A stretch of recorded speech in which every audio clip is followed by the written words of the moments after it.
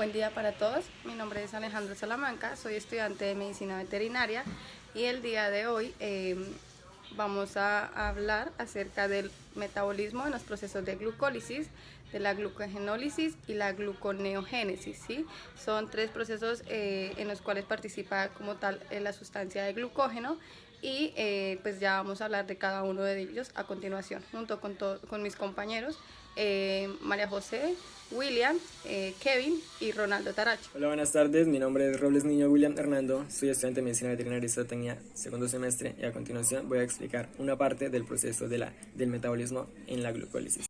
La glucólisis es una serie de reacciones que extraen energía de la glucosa al romperla en dos moléculas de 3 carbonos, y esto se va a llamar piruvato.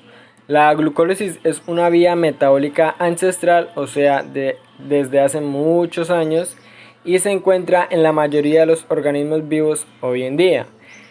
En los organismos que realizan la respiración celular, la glucólisis es la primera etapa de este proceso, pero la glucólisis no requiere de oxígeno, o sea, de organismos anaerobios, que son los que no utilizan oxígeno. También pues estos tienen esta vía. La glucólisis es el primer paso en la degradación de la glucosa para extraer energía y pues realizar el metabolismo celular. La glucólisis se compone de una fase que requiere energía y sigue de una fase que la libera. En la glucólisis ocurren 10 pasos. Bueno, en el citosol de una célula y se puede dividir en dos fases principales. La primera es la fase en que requiere energía, que es sobre la línea punteada hacia arriba, y en la fase que libera energía, que es debajo de la línea punteada. En la fase de inversión energética, primero la glucosa se convierte en fructosa bifosfato y en una serie de pasos que utiliza dos moléculas de ATP, lo que es la fructosa bifosfato es inestable y se rompe en dos, lo que había mencionado anteriormente. Entonces, estas dos moléculas y cada una con 3 carbonos llamadas DHAP y gliceraldehído 3-fosfato. El gliceraldehído 3-fosfato puede proseguir con los siguientes pasos de la vía y la DHAP, que puede convertirse sin esfuerzo en gliceraldehído 3-fosfato. En la fase de producción de energía, la molécula de gliceraldehído 3-fosfato se convierte en lo que conocemos piruvato, mediante una serie de pasos que producen una molécula de NADH y 2 de ATP. Esto sucede 2 veces por cada molécula de glucosa. Entonces, puesto que la glucosa se rompe en dos moléculas de 3 carbonos y ambas proceden hasta los pasos finales de la vía. Los dos azúcares de 3 carbonos formados cuando se descompone el azúcar inestable son diferentes entre sí. Solo el gliceraldehído 3-fosfato, puede entrar al siguiente paso, pero el azúcar desfavorable DHAP se puede convertir fácilmente en el isómero favorable, por lo que ambos completan la vía al final. Ahora explicaré la fase en que se libera energía. En esta fase, cada azúcar de 3 carbonos se convierte en otra molécula de 3 carbonos, piruvato, mediante una serie de reacciones. Estas reacciones producen dos moléculas de ATP y una de NADH. Entonces, después de que esta fase ocurre 2 veces, una por cada 2 azúcares de 3 carbonos, resultan 4 moléculas de ATP y 2 de NADH en total. Entonces, cada reacción de la glucólisis es catalizada por su propia enzima, y la enzima más importante para la regulación de la glucólisis se llama la fosfofructosinasa, que esta cataliza la información de la inestable molécula de azúcar con 2 fosfatos, fructosa 1,6-bifosfato, y la fosfofructosinasa acelera o frena la glucólisis en respuesta a las necesidades energéticas de la célula. O sea, la glucólisis convierte una molécula de glucosa de 6 carbonos en 2 moléculas de piruvato de 3 carbones. El producto neto de este proceso son 2 moléculas de ATP, o sea, 4 ATP producidos y 2 ATP invertidos, o sea, 2 moléculas de NADH.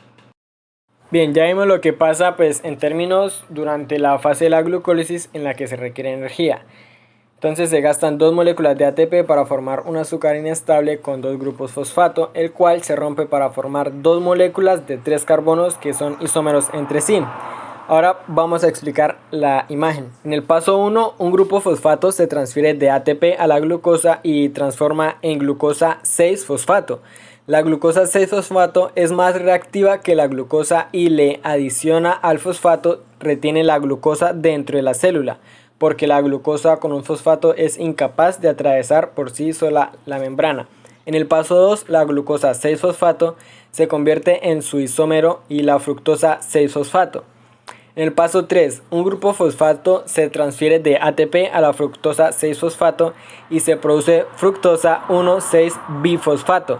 Este paso lo cataliza la enzima fosforofructosina, que puede ser regulada para acelerar o frenar la vía de la glucólisis. En el paso 4, la fructosa 1,6-bifosfato se rompe para generar 2 azúcares de 3 carbonos, la dihidroxiacetina fosfato DHAP y el gliceraldehído 3-fosfato.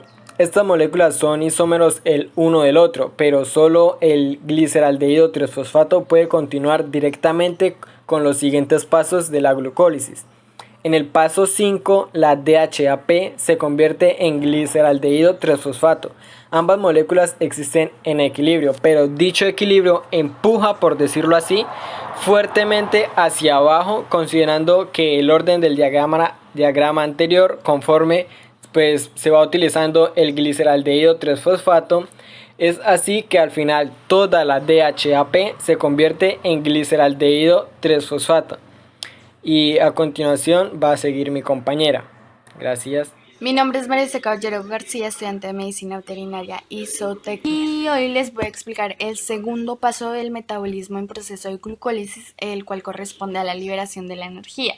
En esta segunda mitad de la glucólisis, los azúcares de 3 carbonos que pues se formaron en la primera mitad, lo que explicó mi compañero anteriormente, se someten pues a una serie de transformaciones adicionales y esto lo hacen pues para convertirse al final en piruvato, ¿sí? Entonces en el proceso pues se producen 4 moléculas de ATP junto con 2 de NADH.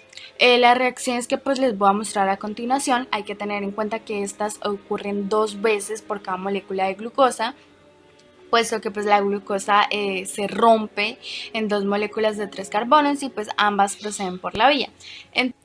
Ok, esta es la primera imagen, voy a continuar con lo que explicó mi compañero.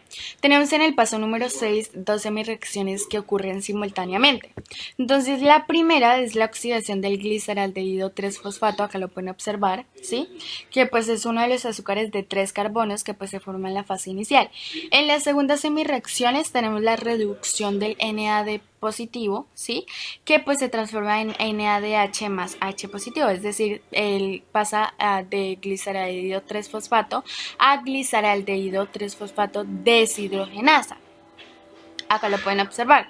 Entonces, en el paso, en este paso, pues esta reacción pues se considera exergónica y pues libera la energía que luego se va a usar para fosforilar la molécula, ¿sí? Entonces aquí pues se forma el bifosfoglicerato, que lo pueden observar acá.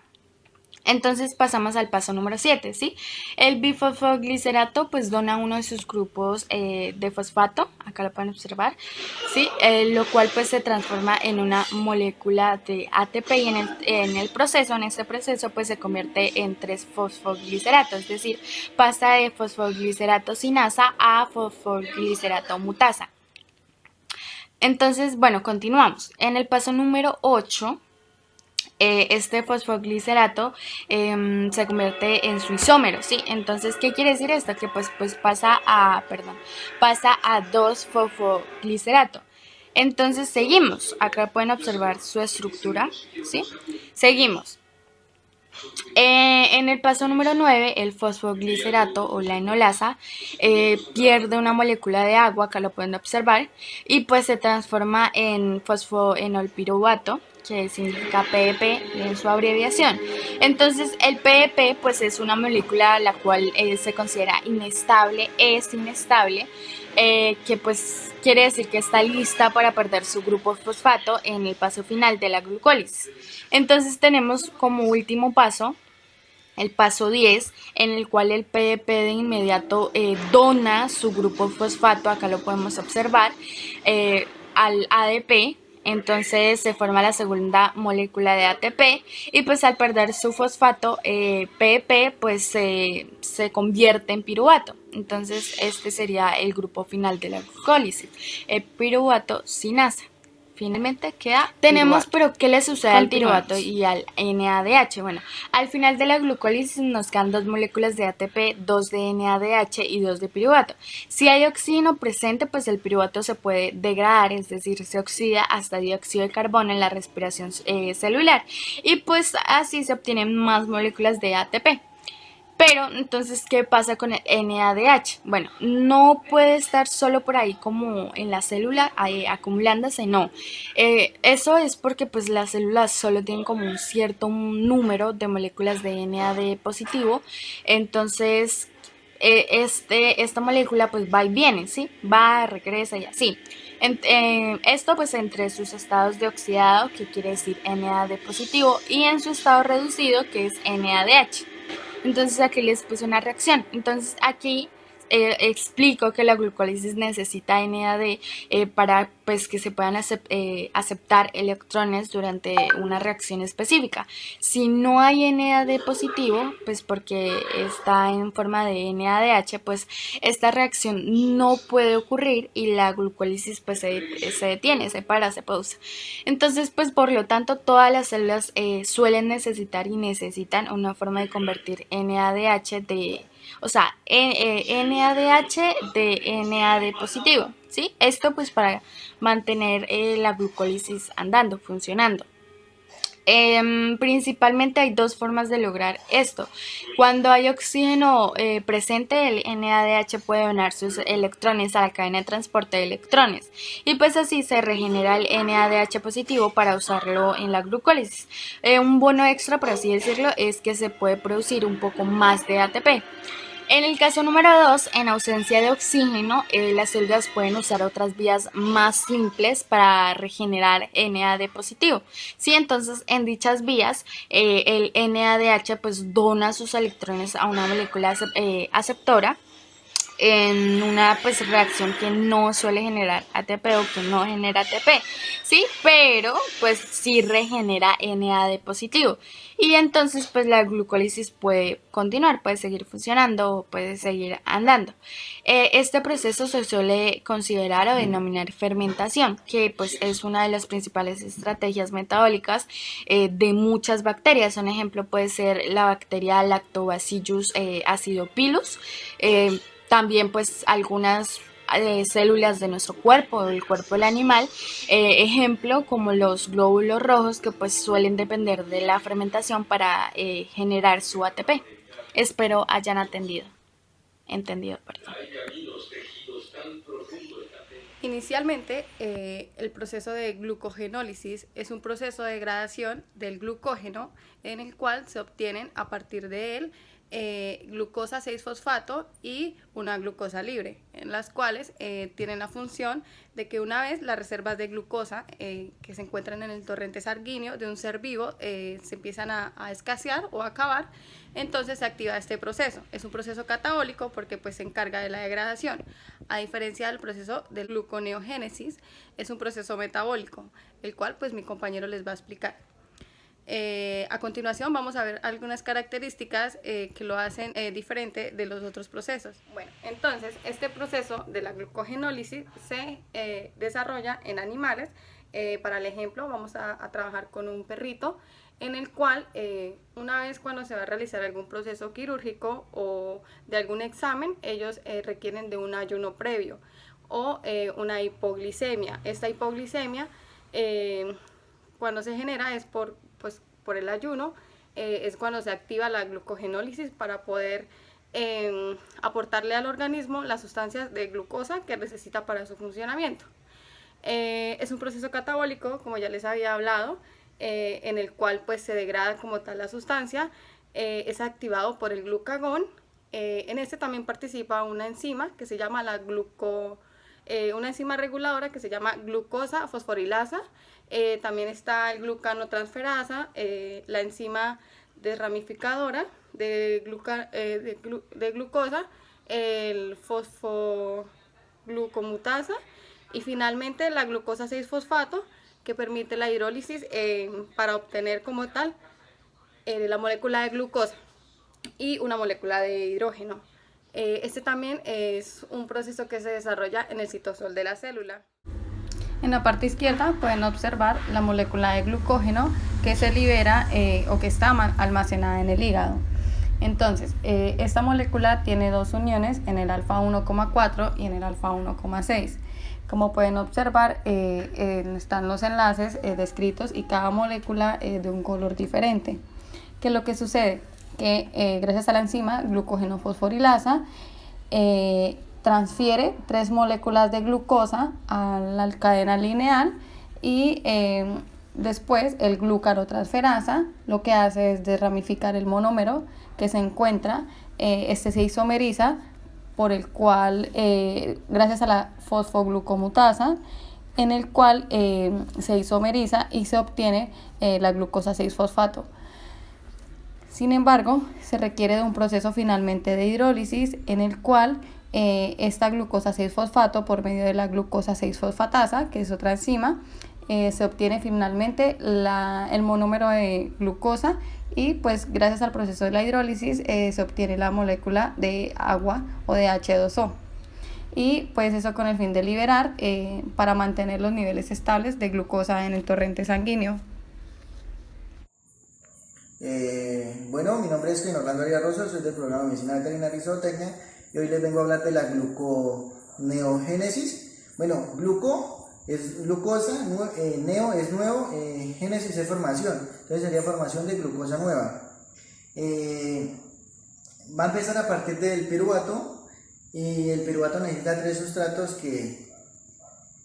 para él funcionar, entonces ya les digo cuáles son los 3 sustratos. ¿Dónde se produce? Se produce en el hígado se produce el 90% y el otro 10% se produce en los riñones. Bueno, los 3 sustratos son el lactato, la glicólisis anaeróbica, la alenina, la gliceral 3-fosfato, forma parte de la glucólisis y estos 3 forman el piruvato del citoplasma. Bueno, la gluconegénesis es la generación de moléculas glucosa a partir de otras biomoléculas distintas. Muchos tejidos utilizan la glucosa exclusivamente como fuente de energía, hacia que es importante una ruta metabólica que no permita sintetizarla.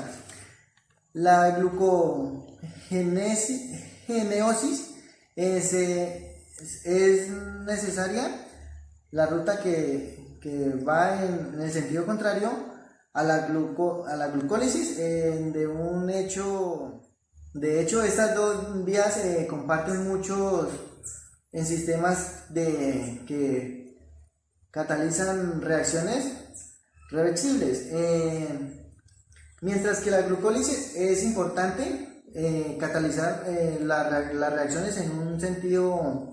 En la gluconeogénesis se aprovecha la reversibilidad y las enzimas van de sentido contrario. Sin embargo, hay 3 pasos irreversibles en la glucólisis. Para el daño en la otra dirección se lleva a cabo. Bueno, es utilizado en las enzimas que catalizan este sentido. La gluconeogénesis inicia con las moléculas del piruvato en la mitocondria, quien la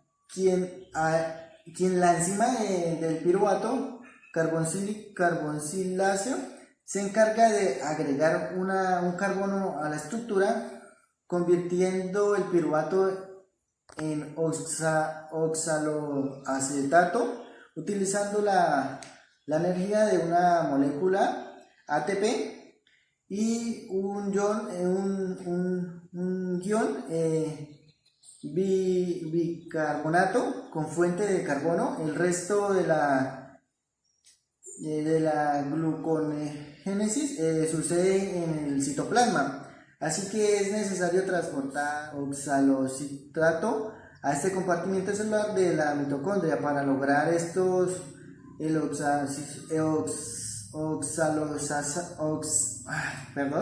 oxaloacetato convertido en malato deshidrogenasa consumiendo una molécula de NAD.